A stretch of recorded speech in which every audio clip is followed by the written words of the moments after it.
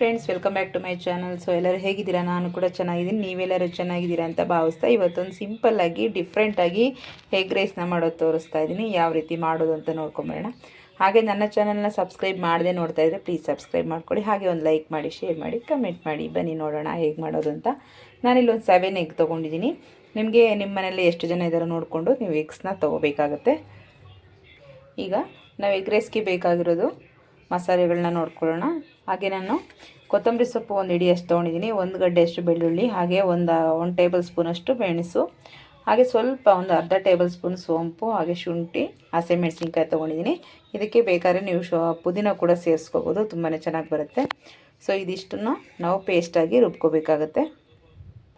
ಈಗ ಇದನ್ನು ರುಬ್ಕೊಂಡು ಬರೋಣ. ಈಗ ನೋಡಿ, ನಾನು ಬಾಣಲೆ ಇಟ್ಕೊಂಡಿದ್ದೀನಿ. ಇವಾಗ ಸ್ವಲ್ಪ ಆಯಿಲ್ನ ಸೇರಿಸ್ಕೊಳ್ಳೋಣ. ನೋಡಿ, ಈಗ ಆಯಿಲ್ ಬಿಸಿಯಾಗಿದೆ. ಈಗ ಆನಿಯನ್ ಕಟ್ ಮಾಡ್ಕೊಂಡು ಹಾಕ್ಕೊಳ್ಳೋಣ. ನಾನಿಲ್ಲಿ ಒಂದು 4 ಆನಿಯನ್ಸ್ ತೊಗೊಂಡಿದ್ದೀನಿ, ದೊಡ್ಡ ಸೈಜಲ್ಲಿರುವಂಥದ್ದೇ. ಈಗ ಮಿಕ್ಸ್ ಮಾಡ್ಕೊಳ್ಳೋಣ. ಸ್ವಲ್ಪ ಆನಿಯನ್ ಬಾಡಬೇಕಾಗುತ್ತೆ.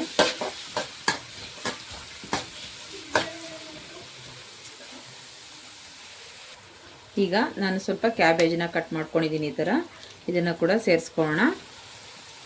ಕ್ಯಾಬೇಜ್ ಹಾಕೋದ್ರಿಂದ ನಮಗೆ ಒಳ್ಳೆ ಫ್ಲೇವರ್ ಕೂಡ ಬರುತ್ತೆ, ಹಾಗೆ ಟೇಸ್ಟ್ ಕೂಡ ಡಿಫ್ರೆಂಟಾಗಿ ಬರುತ್ತೆ. ಕ್ಯಾಬೇಜ್ ಹಾಕದೆ ಮಾಡೋದು ಬೇರೆ ಥರ ಇರುತ್ತೆ, ಇದೇ ಬೇರೆ ಥರ ಇರುತ್ತೆ. ಈಗ ಇದನ್ನು ಕೂಡ ಚೆನ್ನಾಗಿ ಮಿಕ್ಸ್ ಮಾಡ್ಕೊಳ್ಳೋಣ.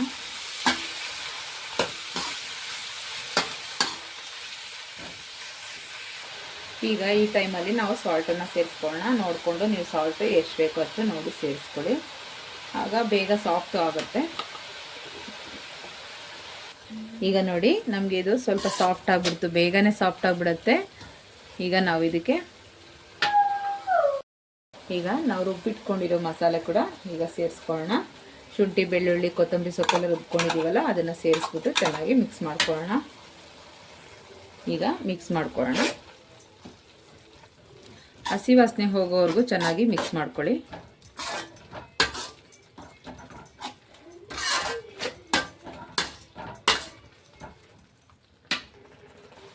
ಈಗ ನೋಡಿ, ಸ್ವಲ್ಪ ಗಟ್ಟಿ ಆಗ್ತಾ ಚೆನ್ನಾಗಿ ಕಲರ್ ಬಿಟ್ಕೊಳ್ಳುತ್ತೆ, ಹಾಗೆ ಆಯಿಲ್ ಕೂಡ ಬಿಡ್ತಾ ಬರುತ್ತೆ. ನಾವು ಮಸಾಲೆ ಹಾಕಿ ಎಲ್ಲ ಸ್ವಲ್ಪ ಹೊತ್ತು ಬಿಟ್ಟರೆ ಈ ರೀತಿ ಸ್ವಲ್ಪ ಗಟ್ಟಿ ಆಗ್ತಾ ಆಯಿಲ್ ಬಿಟ್ಕೊಂಡು ಬರುತ್ತೆ. ಅಲ್ಲಿವರೆಗೂ ಚೆನ್ನಾಗಿ ಫ್ರೈ ಮಾಡ್ಕೋಬೇಕು, ಹಸಿ ವಾಸನೆ ಎಲ್ಲ ಹೋಗಬೇಕು. ಈಗ 1-2 ಟೇಬಲ್ ಸ್ಪೂನ್ ಸೋಯಾ ಸಾಸ್ ಹಾಕೋಣ.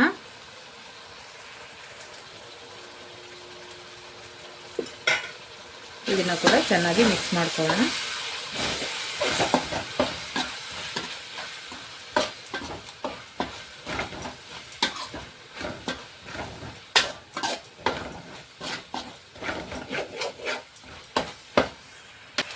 ಈಗ ಸ್ವಲ್ಪ ಅರಿಶಿನ ಪೌಡರ್,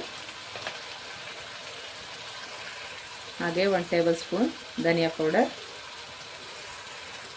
ಹಾಗೆ ನೋಡಿ ಗರಂ ಮಸಾಲ 1-2 ಟೇಬಲ್ ಸ್ಪೂನ್ ಅಷ್ಟು.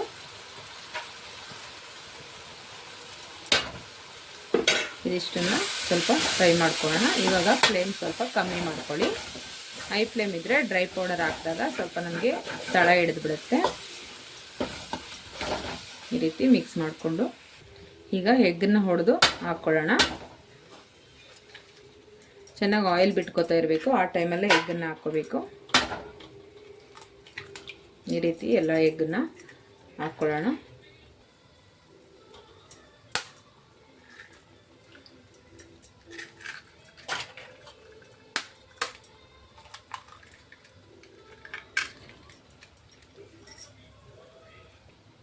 ಈಗ ಮಿಕ್ಸ್ ಮಾಡ್ಕೊಳ್ಳೋಣ. ಈಗ ಸ್ವಲ್ಪ ಮೀಡಿಯಮ್ ಫ್ಲೇಮ್ ಇಟ್ಕೊಳ್ಳಿ.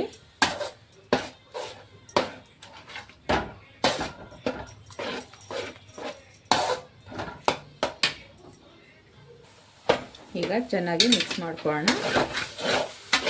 ಈ ರೀತಿ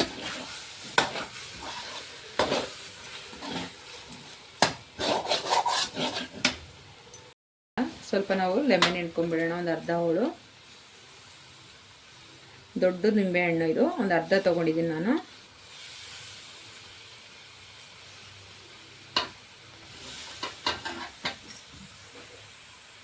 ಈಗ ಇದನ್ನು ಕೂಡ ಚೆನ್ನಾಗಿ ಮಿಕ್ಸ್ ಮಾಡ್ಕೊಳ್ಳೋಣ.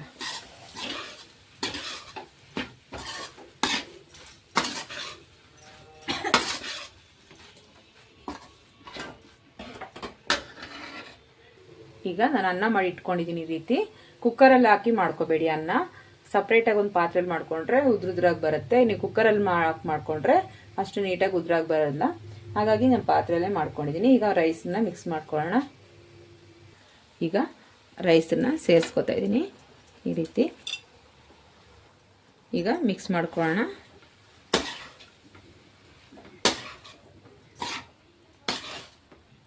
ತುಂಬ ಚೆನ್ನಾಗಿರುತ್ತೆ ಟೇಸ್ಟು. ಒಂದ್ಸರಿ ಮನೇಲಿ ಮಾಡ್ಕೊಳ್ಳಿ ಈ ರೀತಿ.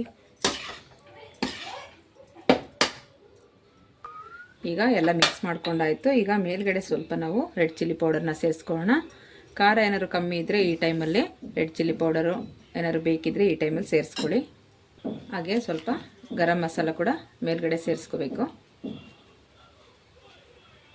ಈಗ 1-2 ಟೇಬಲ್ ಸ್ಪೂನಷ್ಟು ಆಯಿಲ್ನ ಸೇರಿಸ್ಕೊಳ್ಳಿ ಮೇಲ್ಗಡೆ. ಇವಾಗ ಲಾಸ್ಟಲ್ಲಿ ಮಿಕ್ಸ್ ಮಾಡೋದಕ್ಕೆ ಚೆನ್ನಾಗಿ ಬರುತ್ತೆ. ಈಗ ಮಿಕ್ಸ್ ಮಾಡ್ಕೊಳ್ಳೋಣ.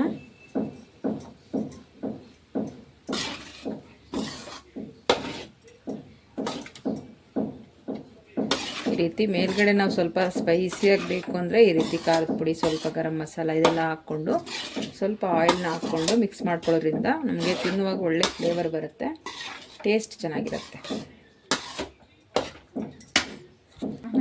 ಈಗ ರೆಡಿ ಆಯಿತು. ಈಗ ಕೊತ್ತಂಬರಿ ಸೊಪ್ಪನ್ನ ಹಾಕ್ಕೊಳ್ಳೋಣ. ಫೈನಲಿ ನಮಗೆ ಮಸಾಲ ಎಗ್ ರೈಸ್ ರೆಡಿ ಆಯಿತು. ಈಗ ಪ್ಲೇಟ್ಗೆ ಸರ್ವ್ ಮಾಡ್ಕೊಳ್ಳೋಣ.